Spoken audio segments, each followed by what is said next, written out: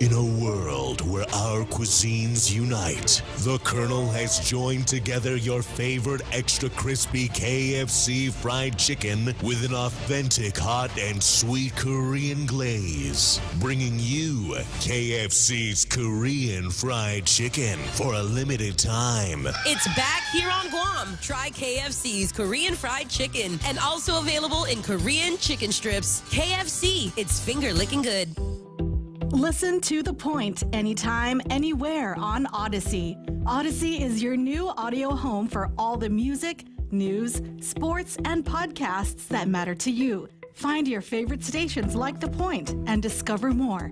Music stations, local and trusted news sources, sports talk and team coverage, plus today's biggest podcasts.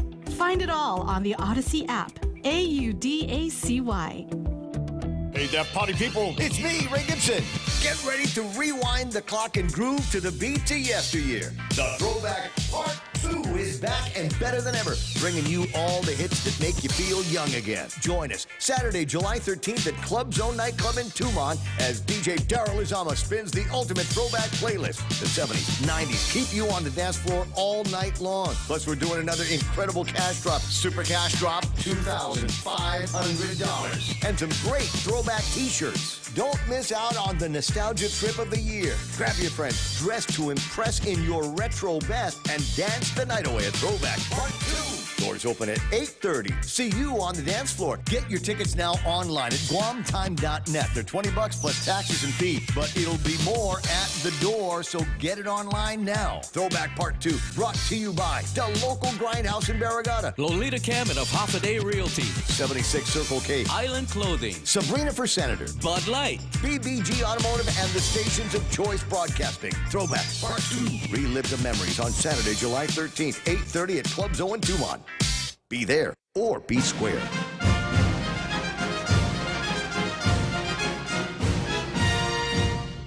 Veterans with Benefits with your hosts, Anthony Tehran and Karina Ballista, is now. Hey, welcome back to Veterans with Benefits. You're listening to 93.3 The Point, and you can call in to 671-888-TALK. Of course, we want to thank our sponsors, American Legion, Habsaba Clinic, Guam Eco Services, Zoilo.org, 11Z's. So they're located right behind the radio station, and they offer an 11% discount for veterans and military. Did you want to say... This is Anthony. I wanted to say hello to Knox and Aaliyah. All right.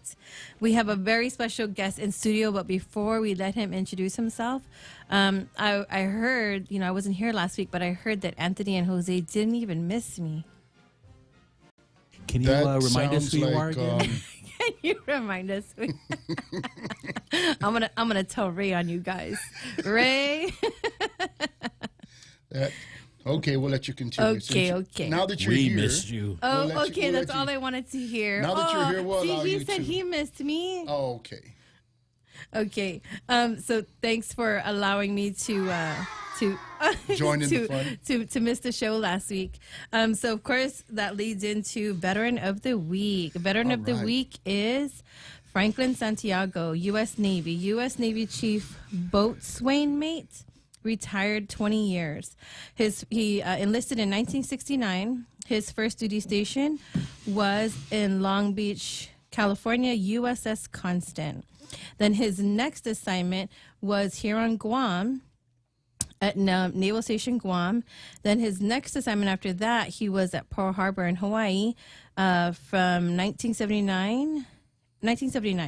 Then after that, he went to the USS Harold Holt, and he was there from 1979 to 1988. Then after that, he was on SEMA, I hope I'm saying this right, Pearl Harbor, from 1980 to 1982. Then after that, he was on the USS Davidson destroyer. And then he came back to Guam in 1987. So some of his awards include Navy Achievement Medal, National Defense Service Medal, Meritorious Unit Commendation, Overseas Service Ribbon, Deployment Ribbon, and Vietnam service, I think it's a commendation with the E. So let's congratulate Mr. Santiago as Veteran of the Week. And then, did you want to thank our sponsor for Veteran of the Week? Oh, yes. So we always want to be able to mention that the program that we have for Veteran of the Week is done by Domino's and none other than Dane Titano, who really took this on as soon as I mentioned to it. He said, no problem. And that's how we have our Domino's Pizza for our Veterans of the Week. So we want to thank Dane for that and Domino's, of course. And I'm sure there's more that they'd like to do for us. It's just a matter of time. Yes. And so so right now, you know, Anthony and I are part of HMI, a nonprofit organization, and we just so happen to be on the radio. So every month, HMI holds a free benefits boot camp, and it's happening tonight at the Aston Mayor's office. So it started 30 minutes ago. Hopefully it started on time. So it's from 5:30 to 9 p.m., depending on how long the speakers take and how many questions are asked. So we do it free every month. Our next one is at the Guam Museum, August 13, 14, 15. The registration link will be out soon. It will be through an Eventbrite link. So please, if you haven't filed your claim, if you don't know where you're at, if you've been denied, if there are spouses out there who haven't filed for DIC, please come and attend our free monthly benefit boot camp. And then also I wanted to talk about, I think those are two things I want to talk about. Did you want to talk about any other events before we have our guest introduce himself? Yeah, we went down to the 4th of July Oh, yes. Okay. event. Oh, yep. That's a good segue into our guest. Yeah, that'll be a special way for you to know who our guest is. But and at the moment, that was quite an event. You know, VFW put that on, of course, Brian Miranda. through the hard work of Brian Miranda, and he didn't want to stay home against doctor's orders, but that's okay. It was good seeing him. He looked healthy out there, and even though he was being wheeled around a little bit, he still had a lot of energy in him. So, you know, he puts a lot of work into that, and, you know, the VFW was down there. We also had Alan Turner and his table, one of our VSOs. So, you know, as much as we enjoy doing what we do as veterans, helping our veterans, we still encourage all of our veterans to go down to Assen, go see the good director down there and the 4 VSOs that are there. Call up Alan Turner from the VFW and get these folks to help you. We also recently found out that the good folks up at Tizen at the VA office up there, we have good folks up there like Kalani, Chris, we have Dana. I know I'm missing some folks up there, but when you get an opportunity, go up there and, you know, get things that you need from these folks. That's what they're there for. And as a last hope of desperation, when there's just no other place for you to turn, we are the folks that, you know, can be there for you. If you just are having a tough time and you've gone and checked these folks out and, you know, it's still not something you can do. So as a last-ditch effort, you know, then you could come see us over at HMI with what we do. And now we'll have our guest introduce himself. So, half a day, Guam. Half a day, everybody. My name is Tim Ono. Familiar studio here. I had the honor of being interviewed by Ray on the Ray Gibson show before when we were trying to put together some support for the Pacific Islands Regional Gold Star Family Memorial we're getting built. And thank you all for your support in making that reality happen. We were honored to unveil the Gold Star Family Memorial back in Liberation Day 2022. And this will be the second anniversary coming up this Liberation Day. Honored to be on the guest. Thank you, Anthony and Karina, for inviting me. When they told me about this last 4th of July, I'm like, what, we're going to talk for an hour? What are we going to talk about? But thank you again for the invite, and thank you for what you guys are doing, you know, to help veterans out there. That's really something special, so thank you. And so tell us a little bit more about you. Like, tell us about your background. I know you said you're just an artist, you just draw things, but I think we know you do more than that. And you've been a big help and a big inspiration to a lot of things out here. But maybe we'll start from your humble beginnings, right? You came here to Guam as the richest person and had everything you needed and wanted. Is that correct? Negative. All right. So I mean, actually, I'm honored. I was born here in Guam. Oh, all right. Back in '63, so that's kind of dates myself. I'm pretty old. I guess I'm an uncle now, so I can go in front of the line right now. We're the new old people. Yeah, we're the part of the old people. But no, I was born here on Guam. Had the honor of attending some of my elementary school and junior high school here. Awesome. And then, but I ended up moving to the States for high school. Okay. Then ended up joining the military back in early '80s. Okay. And you were spoon-fed, right? You're the son of, like a 10-star general, and you just Negative. were handed everything in the military. No, negative. You were enlisted said, first, right? I was enlisted for a while, but I'm originally from Ponape, but I was born in Guam. Yes. My Okay. family's from Ponape. And there's quite a few veterans out there, yes? That's correct. Yes. All right. Several. In fact, I got to know a lot of the folks that were from there because of my involvement in the Gold Star Family Project. There's several from Ponape. There's close to 20. I think from FSM, it's close to 20 some. About 10 of them are all from Ponape that Okay. were KIA, killed in action. Oh, wow. Around the military from Ponape. I think RMI has 1. Chuk has like 4. Yap has 5. And I know I got to meet some of the Gold Star families Wow. throughout the process when we were trying to get the Gold Star Family Memorial built. Now are those names on our monument, or do they Yes, have? actually, They are there. Okay. some of the names are actually on there. Some are they're on the Purple Heart Memorial. Okay. Yeah, right next to the Gold Star Family Memorial. But we have there are separate pavers that are Okay. on the Gold Star Memorial. Park. All right. Yeah. Interesting. So back to you. You were enlisted for a few years, and you were telling me earlier that you had to work hard. You went to school when you were off duty, right? When Right. you had free time, and that helped you to get your college education so that you could go into the officer ranks. Is that Yes, sir. correct? Yes, sir. Actually, when I first joined the military, I was responsible for. I became a dad very early, so Okay. you got a family to take care of. So I enlisted and was able to attend like evening classes. Right. Back then, they offered VEEP, and they also offered like to pay for like 90% of your college if you took some classes in the evenings. So I was able to build up enough college credit, and then I applied for officer candidate school. Very and got my good. commission. Okay. So you're what they call a Mustang. Oh yeah, yes, I've heard that before. Yes. And you know what they say about the officers that come up through like the enlisted side and then become officers, right? They kind of understand what goes on, with the enlisted folks because they come from there, and rightfully yeah. so, right? So I remember as a private, doing police call, picking up cigarette butts and all that other stuff, buffing the floors. yeah, so it gives you a really true picture of things that you have to also relate to when you're in charge of these folks, right? Yeah. So Yes, sir.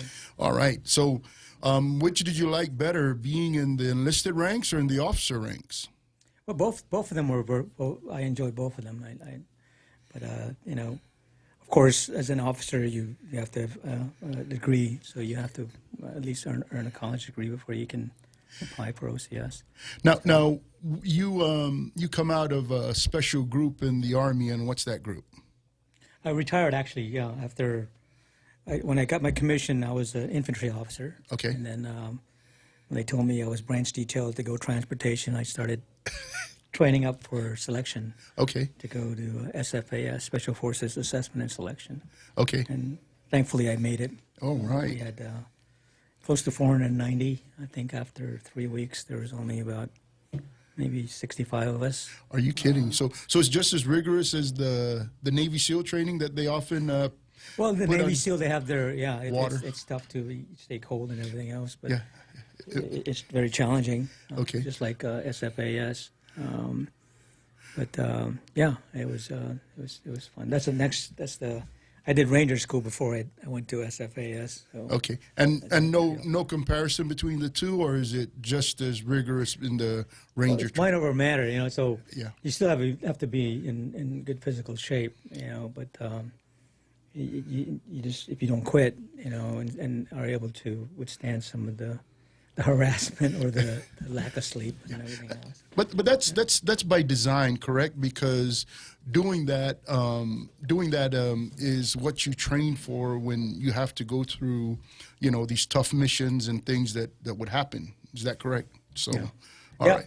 I mean, you weed out the folks that are, you know, it's not cut out to make it. But once you get to a team, after you go through the training, it's almost 2 years of training. Okay. You go through selection, and you get what they call the Q course or the qualification course. Okay. And then after that, you go to a language course. You know, so you have to pass each phase, each stage before you can finally earn your tab or your Green Beret. Awesome. I was very honored. I was one of the very first ones from. I think I am from FSM or from Pohnpei specifically that Awesome. completed Ranger School and SF Special Forces training. So. And you, like me, what were we doing when we were teenagers to get us there? I didn't. Well, I wasn't able to join, but what were we watching? One of the things that motivated me, inspired me was watching John Wayne, the Green Beret. that inspired me, and like, wow, we kind of need to try to do that. When you're actually going through the selection process, like, man, this thing, it's not very easy, you know. Very good. Well, I'm honored to have made it through. yeah, and you know, we're proud to have you, and you know, you still continue to do a lot of good things, and you know, things like what you did on the 4th of July. Tell us a little bit about how that happened. So for those that are listening out there, this is the guy, the rock star, jumping out of the plane and landing down there at the VFW event. So, and this is not his first time. He's done many of these out here and in other places. So tell us about how it happened for this past 4th of July. Well, I mean, I don't think I'm a rock star, but I got to thank Brian Miranda. He's the one that asked me to do that. And in fact, the VFW 2917 was the one that sponsored it. Awesome. So thank you, Brian. Yeah. We're covering the cost for that. And then Air Services LLC was the aviation unit that provided the jump platform for it. Okay. And, it had a great young 18-year-old certified flight instructor, pilot that was dropping me that day. So it was great job there, Jeremiah. So he was the one that flew for us and made the drop for that day. Okay. But each time I jump, and I tell this to everybody, I jump for Gold Star families. Yes. A lot of my friends that I'd served with that are not here anymore. Okay. If you notice in the back of my shirt, I got Yes. a lot of names of the folks that I'd served with from my unit that are no longer here anymore. Okay. One guy that's not on here, his name was Cole Hogan, Major Cole Hogan. He and I were both team leaders. Okay. Cole Hogan and I, Cole was killed on 9/11 in the Pentagon. So he was killed as the aide-de-camp for General Maude in the Pentagon when the plane flew in there. Mm-hmm. And so I got to meet his widow and got to be friends with them too. And that's kind of what inspired me to want to really try to do something for the Gold Star families. Okay. And then if you notice, I'm wearing the Woody Williams Foundation hat. He's another guy that really inspired me. Ray actually got the chance to interview and talk with him on his show. Okay. All right. So it was really nice. Yeah. Oh, Yeah, and make sure I talk into the. And man, you know, you're sitting here talking about what other people might be doing, but you're doing quite a bit too, you know. So, you know, it's something that I think when we were discussing it over there, right? I mean, one thing we didn't talk about is, you know, the governor and lieutenant governor proclaimed 2024 as Year of the Veteran, and by doing that, I think our Guam Veterans Task Force was looking at bringing some focus and attention into our veterans here and what goes on out here. And it's probably, if most people talk to us, they'll say, oh, we got the same problems over in California and, you know, in the Midwest and New York and all these fancy states. Now, one of the things when you look at that is there might be states out there that, you know, might have some of these challenges, but they're not like 5,000, 7,000, or 12,000 miles away from help, you know? So in some instances, there might not be help in Hawaii for us. And, you know, the congressman just put out a message talking about the policy for our folks here on Guam. If there is no services in Hawaii, they're supposed to fly us to California or to the next closest place that has the services that we need as veterans. Right. So if that's the policy, right, then I'm thinking that there's probably some things that our veterans need to learn, but even more than that, there are things that maybe go on here that, you know, we have to stay on top of, right? You know, like it's difficult enough for us to get the Gold Star Monument that you put together. You go stateside and they have facilities, they get everything that they have just about, and they have a long list of corporate sponsors wanting to dump money into the veterans issues, right? Stateside. So they already have a hospital. They already have all the services there. Yet they have corporate sponsors dumping money to those veterans in these locations. Out here, we don't have a hospital. I mean, we have an MOU with the Naval Hospital that's going to be coming out thanks to, you know, the Admiral Hoffman, to Fry, but that, and to Commander Damon up there, but that has been there in place, but it had taken a back seat for a little bit, and as a result, they're looking to open that back up or have that MOU available.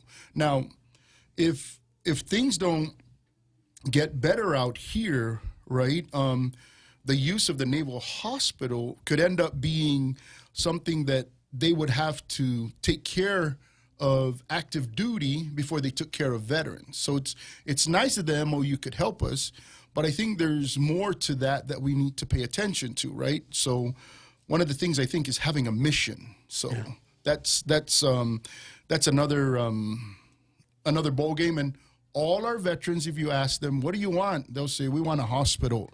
And all the people that know what it takes to have a hospital are saying, there's no way the VA will give you a hospital. So I would like to think that if we as veterans want a hospital, we need to get together and figure out how to get that hospital. I know Joey Diego over at USDA has been talking about saying, I got money for you. We just have to put it together, plan it, and go there.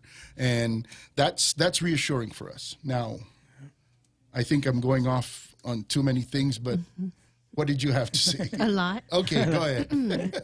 Because, you know, when we first met him, he said, an hour? We're going to talk about for an hour, and we didn't get to finish talking about everything. Well, so we're halfway there already. Yes, and he hasn't even got to finish. He only talked about like two things. Yeah. So, so you did talk about the foundation and how instrumental you were. And Jose is flipping the picture, if you can see over there. So that's you speaking at the Gold Star Memorial.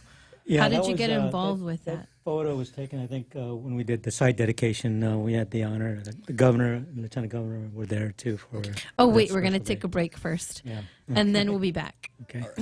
You're listening to 93.3 on The Point. We'll be right back.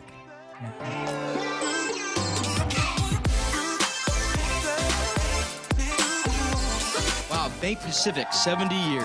That's right. Are you celebrating? You bet. For starters, we opened in 1954, so we're offering a very special personal loan with rates as low as 5.4% APR. 5.4? And you can borrow up to $50,000 for whatever. Summer travel, back to school, paid on credit cards. Can I apply online? Yes. And in any of our convenient offices.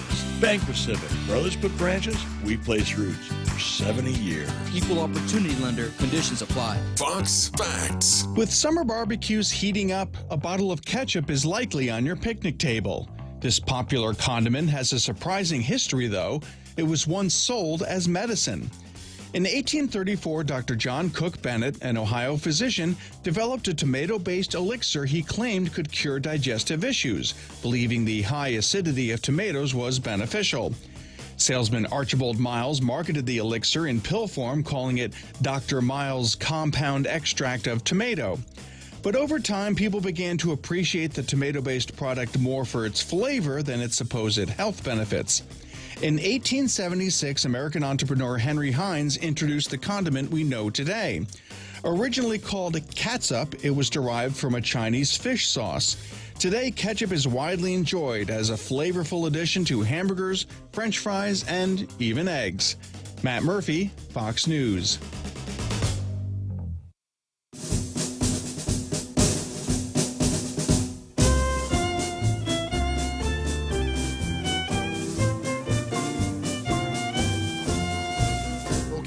And we're back from the break.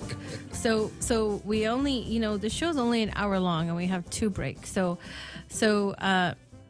Ono here has so much to talk Tim, about. call me Tim. Tim, okay, fine. Ono Tim.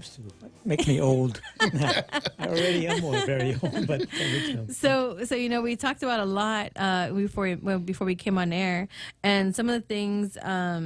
If you could share about the Woody Williams Foundation and who he is, and the importance of that monument down there that you were you're a part of, you Army.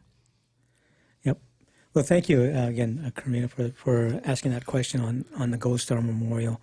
Yeah, and like before we came in here, we were talking about the how we got started on that, and I really I gotta do a big shout out to Darren Cruz and Armelin. They were my 2. I couldn't have done it without them.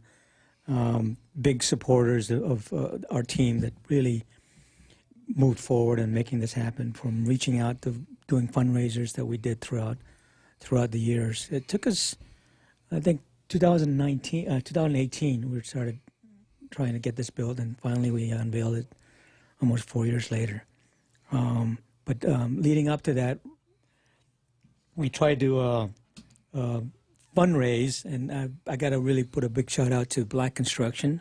After I got a chance to meet with the president and CEO of Black Construction, Mr. Kai, and they offered to do the construction of it. I was floored. I mean, it was. Thank you, Mr. Kai, if you're listening, and all of Black Construction, the crew that came out and helped, and plus we had like some CB's folks that came out and helped with some of the early work when we were first doing the foundation of it. But Woody Williams, just so some of you guys do not know who he is and what he did. A week ago today, or 2 weeks ago today, would have been his 2nd anniversary since his passing. Mm-hmm. He passed away on June 29th, 2022. So almost 22 days from the date we were going to unveil. And before we unveiled this thing, which we unveiled it on the Liberation Day 2022, he had always been promising, say, I want to be there, I'm going to be there. He passed away at 98, like almost 22 days before we unveiled it. But we were honored to have his grandson, come all this way out here.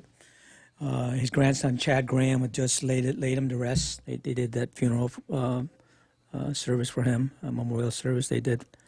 And then flew all the way out here from Kentucky to participate in unveiling the Gold Star Memorial. And I can't thank all the sponsors we had out there that made it happen, from VFW, GTA, everybody out there that donated, especially the late Mr. Jim Atkins of East West Rental. I mean, he, bless his heart, he had passed away too about a year and a half ago now. He was very instrumental in providing and giving us stuff to not only funds, but to the tent that we had set up, the big giant tent. So thank you, Atkins family, for that. And one time when I was sitting here, we were trying to get Woody Williams to call in, and he kept, but the show was getting ready to end, and I was texting Chad Graham. I got Chad Graham, which is his grandson. I said, "Hey, is your grandpa going to call in?" And as Ray was getting ready to close out the show, and then finally, I think Jose in the back there would say, "Hey, Woody's on the line." So I gave him the number to call, and then he just took it from there. We had people like getting ready to call in to Ray's show the next time, and they had to like be put on there next day. But then we got to hear it right from Woody himself. Got a history lesson when he was on Guam. He came to liberate Guam, and then when he fought on Iwo Jima, that's where he earned his Medal of Honor. He was the last surviving Medal of Honor from World War II. Earned his Medal of Honor for his actions, heroic actions he did on Iwo Jima as a flamethrower. I never had the honor of meeting him in person, but I got a chance to Zoom with him and communicate with him, and even one time he was there with his grandson on the Zoom together, and his grandson was moving the mouse around while we were talking, and he pointed right to what they call the Devil's Horn in Assen. That's where he came ashore on Assen Beach. It was very, very humbling to get to know him. And even when he was in the hospital, he would send us like little video, standing up, this 98-year-old, wishing us happy holidays and thank you for what you were doing. So yeah, that was really special. And then I had the honor last year in October, they flew me out. Chad Graham, who was the president of the foundation, flew me out to West Virginia, and I got to meet the other Medal of Honor recipients and stuff. And they gave me the very first Legacy of Service Award. I was floored. I couldn't believe that, and I didn't have anything written. I didn't have to prepare. I was speechless and very touched by it. Those are some of my highlights. But I coming from Ponape, coming from Guam, doing the things I especially falling out of a perfectly good airplane. People say, "Why would you want to do that?" It's. I'm also an instructor, so I teach people how to fall out of a plane safely. Do all the veterans enjoy it when you talk to them? Like when you were done on 4th of July, were they upset with you, or did they thank you and enjoy it? I'm humbled by it. They all come up and say, "Good job, thank you for what you're doing," and stuff. But when they came up, I was repacking because I was getting ready to do another jump that evening up in Henderson for the 4th of July, and had the honor of doing that for them. Oh, that's why you disappeared. Oh, yeah. That's I know, why I we disappeared. weren't looking for you. Yeah. You couldn't even make it into the tent. I'm just going to say hi to some of the people that are watching us online on Facebook. Yeah. So we have Joanne Fullerton watching us, Auntie Bobby watching us, Jean Assumption watching us. And then Brennan says, "Let's go veteran warfighters." Auntie Bobby says, "Hi, Tony and Karina." Charlie Keone gives us a shaka, I think. Ken Paulino says, "Hello." Armelin says, "Buenas." And then Terrence Fisher says, "Big thanks, HMI." Sulinda says... Sulinda. You know her? Sulinda. She's our other big help that was huge. Fawcett. Yeah. You know her? Yeah. Really? Sulinda. Oh, she's part of HMI. You didn't know that? She is? Yeah. So this is what she says. She says, "You're a legend, Tim. Always gracing the sky with your spirited jumps. You make it look effortless and all to bring attention and honor to our armed forces and our Gold Star families. Blessed to be a friend and fellow veteran. Always great to see you and your family around the island." Oh, thank you. Wow. Thank you, And then Vince Santos says, "Half a day." Wow. I didn't know you knew Celinda. She's at the boot camp right now. She was there for our groundbreaking. She was there when we unveiled. She did a lot of stuff behind the scenes. And especially the day we were going to unveil, because we stayed up. None of us probably slept the night before, just preparing, cleaning the whole place up, and preparing, with Darren Cruz and everybody. And I think we talked a little bit about, this wasn't an easy, and we say that not in a way to maybe discourage people, but maybe to encourage those that have ideas. Like, it's kind of like we talk about, our veterans want a hospital. Right. Nobody says they can have it, right? But I think if we put our minds to it and do the things we need to, right? I mean, that could be something we do. And I think you brought that up, right? That there are going to be challenges along the way. It's just a matter of trying to overcome them. Oh, absolutely. I mean, it was by chance, by luck, actually, when you brought up Johnny Atulai. Yeah. So Darren Cruz and I were, I think we were on the Patty Arroyo show or something like that, trying to talk about the Gold Star Memorial, and then I think we mentioned we're still trying to find a place where to put this thing and where to build it. And then Johnny Atulai, I think, called in and goes, "Why didn't you just put it by the Gold Star or the Purple Heart Memorial?" Like, whoa. Yeah.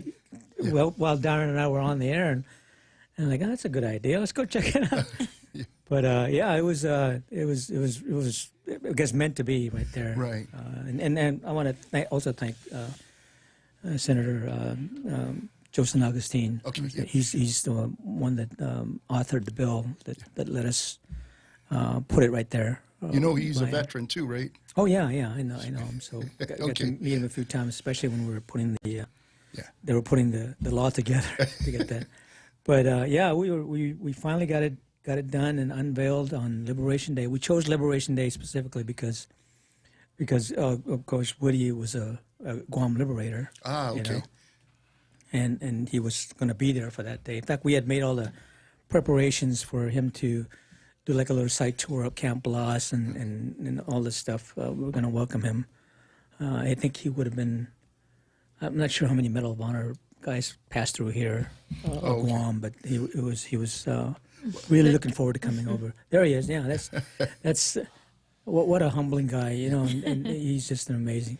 Well, thanks, Jose. For his first anniversary, we actually we were on Aston Beach where he came ashore, and we did the first anniversary memorial service for him. Awesome. We zoomed in his grandson, and he participated. So he got to. His grandson got to participate and gave us some really nice last words of Woody. But, So whenever we get together as veterans and we do things bigger than ourselves, right? Yeah. This is when it starts to really bringing focus and attention to the things that matter to our veterans, right? I mean, we talk about Medal of Honor, right? And a little segue, right? So there's 3 that have been nominated from Guam. Oh wow! And it's gone through the first hurdle of Congress, and I think it's got to get through the Senate, if I'm not mistaken. I hope I had that right. But once we get that through, then we could potentially historically get our first 3. Now, one of them has already passed, so there's 2 left, and of the 2, the names, do you know? Gosh, off the top of my head, I think it's is it Martin? No, Martin Manglona. And then I think the other one is Blas, right? Is that correct? Blas, Santos? and then there's one more. So at any rate, it's I think Palacios. So should be one of those guys. I'm not sure if he was put in there, but there's some things we got to do with that. But once we start talking about that, it brings people brings our organizations together, right? Because many of us get pulled one way or the other, and having them there. But one of the great things that the Congressman's office did was they had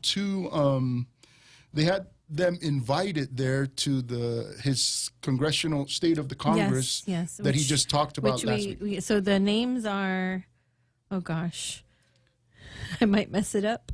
Really? from Those are Army, right? That's Army. Martin Manglona, I know him. Okay. And then Perez, Blas, and then Perez, right? Perez is deceased, though. Okay. Manuel Perez. Yeah, he's deceased. Yeah. So they're put up for that award, and we're really, we got a lot of our community behind the effort to push, and people wrote letters. People did what's that change? Well, I mean, I know some Medal of Honor recipients personally, right?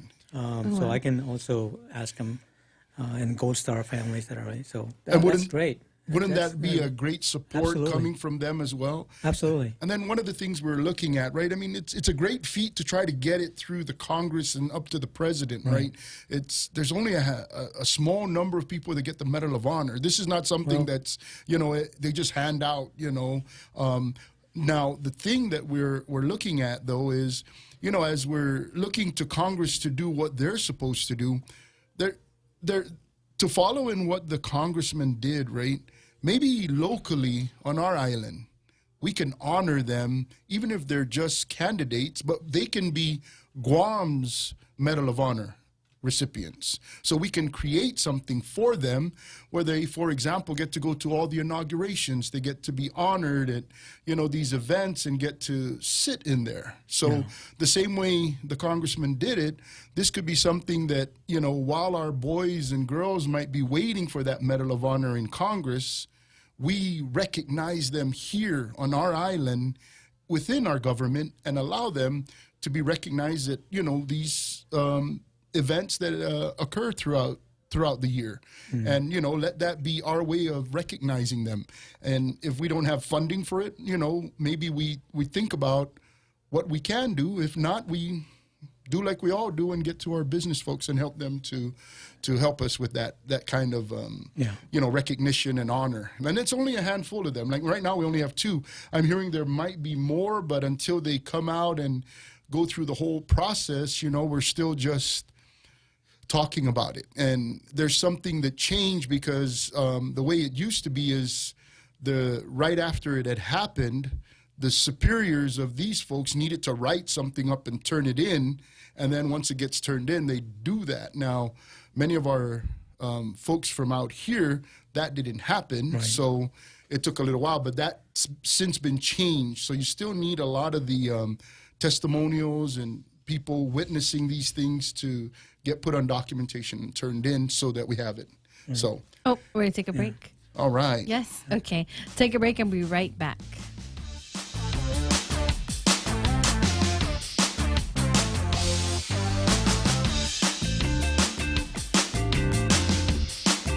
Securing America.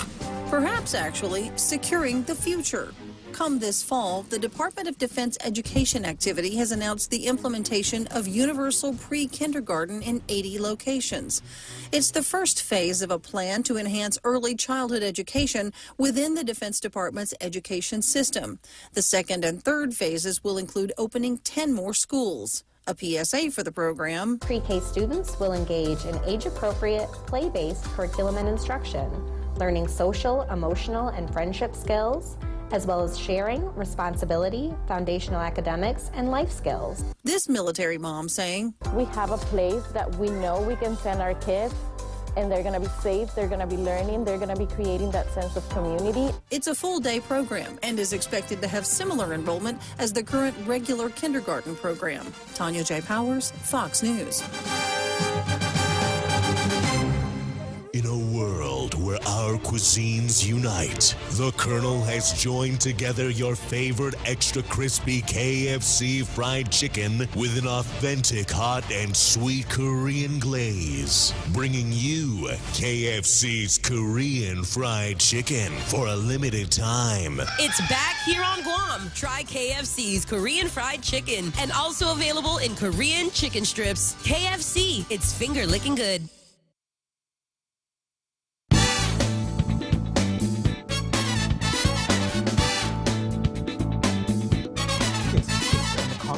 And we're back. It's like time capsule. So people put like the Tim was dog explaining tags. these pictures. Jose, can we bring those back up so he can explain them? He was giving us and thank you, Jose, for posting these because I told Tim, I was like, well, I didn't give these to Jose. That's how awesome our producer is. He went and found these himself. So you want to explain These are on this? the Force Yeah, Facebook so that page. this is, we had the honor of like designing this thing, and then I wanted to make sure we have lights in the evening so we can fly the flags. Yeah. So we connected the lights to the Purple Heart Memorial flags, and then also to this Gold Star Memorial. And what are those 4 pillars you and were those 4 talking about? pillars, if you look at it, they're kind of shaped in, so they're reaching out. It's got like homeland, family, and then of course patriot. That's the Iwo Jima famous flag there by Rosenthal, and I think that was his name is. And then of course that's the sacrifice one with the flag. The flag. The folded flag. Yeah. So the folded flag there is I call it the kneeling widow. The sculpture there, if you look at the way she's faced, it's faced towards the cutout, which is the symbol of the fallen that's not here anymore. It's kind of saluting. Okay. And then of course the kneeling widow is on a 6-sided, hexagon, and has all the branches, which is like supporting the the Kneeling Widow. And you also have Space Force on there too. Correct. Yeah. Yeah. All the branches. Wow. Thankfully, we haven't had any KIAs from Space Force yet, but that's why I designed that sculpture, and we had the honor of kind of partnering with Matson.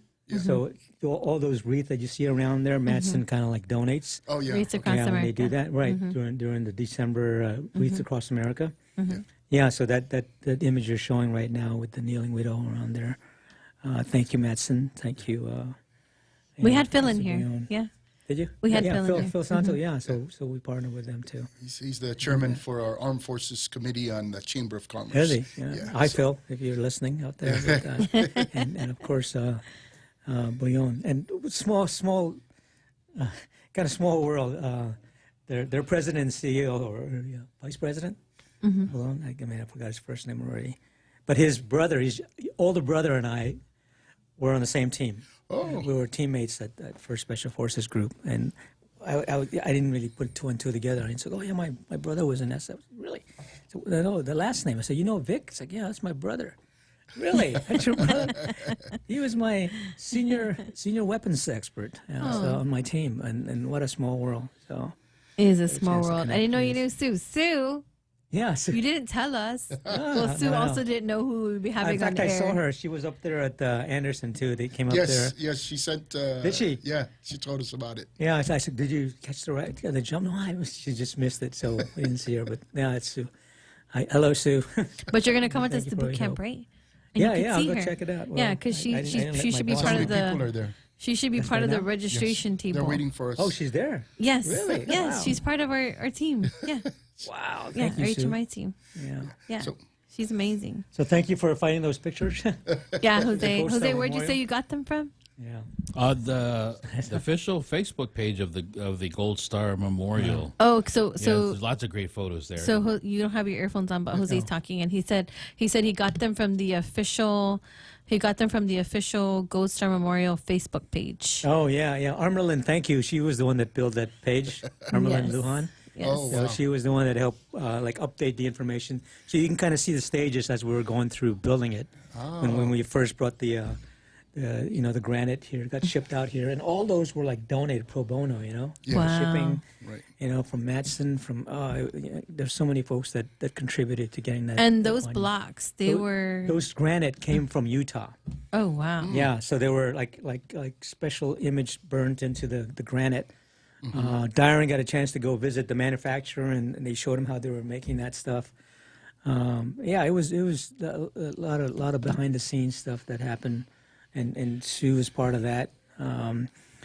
Darren Cruz got a chance to meet Woody Williams. Yeah. When they actually commissioned a ship and named it after Herschel Woody Williams. Oh wow. On that ship, it was I think 2020, just before COVID. I think March 2020. Yeah, he went out there to Norfolk, Virginia, and was on the ship when they were commissioning naming that ship after Herschel Woody Williams. Wow. So yeah, he showed me some of the pictures. That's with all the so Gold Star. cool. Very nice. Why is it that Dyron gets to go to all the fancy Well, stuff and you Darren don't? is taller than I am. So in fact, one time we did a Cross Island Liberty Run. And Okay. all those folks start helping. We had little water points. I think we got a phone call. We got a phone call. Yeah, let's Okay. let's grab this because we only have a little bit of time. Are we good for this, Jose? Okay, here we go. Okay, go ahead. Welcome to the show. I just Tim. No, Tim, can you hear? Tim, can you hear him? Hello. He's asking, "Is this Tim?" Yes, I guess so. This is Tim. Who's calling? This is another vet from Mauricio, Howard, Santiago, and Oh, another I vet from remember- Mauricio. Yeah. yeah, Happy day, I sir. remember you. I remember you parachuting out the airplane. Oh. Yeah. Yep. That's probably. I always tell people that's my twin brother. Actually, I gave a talk in high school one time, and then I told this one joke that. Yeah, each time I jump, I used to be 6'2", but now I'm 5'3", And then after I talked to the high school students, one of the kids came up to me and said, "Hey, sir, so what? Like every year you lose an inch or half Oh an my inch?" gosh. You made him believe I was it. just kidding. He actually believed that. I'm Oh sorry. gosh. So pleasure to meet you, sir. Yep, but I'll be seeing you, I guess, every Liberation, 4th of July. Usually you're parachuting down. Yeah, I'm honored to do that. I always jump in honor of Gold Star families, and especially a lot of folks I got served with, and especially in my unit. Some of them are not here anymore, but any chance I have to remember them or honor them, I take that opportunity. Like we to do say, it. thank you for your service. Thank you, sir. Thank you. And also to, I hear the background, I can hear a guy by the name of Tony and a lady by the name of Karina. Yeah, Tony and Korea, they're amazing. Hello, When they first invited me to come on the air, I'm like, well, we're going to talk. It goes from like for an hour. Like, what do you talk about for an hour? Like, what? I don't know if I can do that. So I'm grateful and thankful. Earlier, I would have bought some of the good old things that I make for them, the banana, the coconut milk, and the smoked meat, but just last minute that I knew about it. Very good. So I'm sure you're down from Molesto, man. You've probably been there at Darren's place there, right? That's my first cousin. Oh, wow. Everybody's related to Darren. It's a small island. Yeah. Darren's mom and my dad are brothers and sisters. Oh, wow. Oh, wow. Yeah. So I met George, too. So I met George Chofferis and... Yeah, George also. George's mom and my dad and Darren's mom, they're all brothers and sisters. Wow. Yeah. Wow. Oh, Yeah, God bless George's daughter, George Choffer's daughter, man. When he told me the story that his daughter was the 100th female to complete Ranger School, and then she did Mountain Phase 5 times. I couldn't believe it. I said, nah, I would have quit my second time around. That's amazing. I'm very proud of her. At least she had the go-getter attitude. Yes, sir. I'm not I get that patch. Yeah. Absolutely. She's the only one from Guam, I think, that's ever completed that. Wow. Yes, sir. I read that thing when she didn't make it the first time, but she said she ain't giving up, going right back. But Right. I don't want to keep tying up the line, but thank you for your service and also for the HMI crew that are there. Yes, yes, they are. And hopefully we get to see you here in coming days. Yes, sir. Thank you for calling. Okay, Thank you. Thank you. Thank you for all you do, Howard. Okay. Okay. Bye-bye. So. Wow. Yeah. Howard comes around quite a bit, and he's very he loves to help with what we do, and he enjoys doing the things that we do. But, And Veteran of the Week he's related to Veteran of the Week. Yeah. So how does you said that you guys are doing the boot camp now? How Yes. long does it go till? Until 9. Really? Mhm. So right after here, sometimes if it's close enough, we just head down there. Yeah. So Wow. we're about to close out. So if you have some parting words, it's a good time for you to say them, and then we'll close down. So you want to say hi to anybody or? Well, I mean, I want to thank my Gold Star family team again. Of course, the Gold Star family that was part of it. Tony and Dorothy Lacella. Okay. They were very, very helpful as we went through this process, getting that thing built. And of course, Darren, Sue, and Armelin, they were very instrumental in getting us all the help that we needed to get it done. So thank you. And if you get a chance, visit the Herschel Woody Williams Foundation. You can still support that for the Gold Star families out there.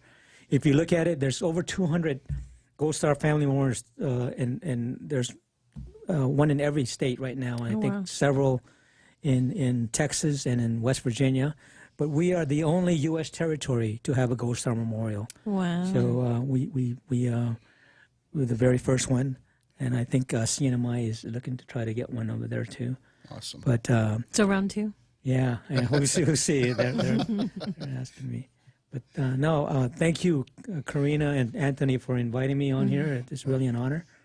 And thank you for what you guys do for the veterans out there. And we really appreciate it. And thank you for all you do. And, whenever you feel like it, you're always welcome to come on the show and talk about things, call in, do whatever it is that we need to do to, take care of all our veterans. Yes, sir. And all the missions that we have. Honored to. Thank you. Okay, thank you. So we'll see you guys next week. You are listening to 93.3 The Point. Cool. We'll Go see you Army. guys next week. Go Army. All right. Thanks, everyone.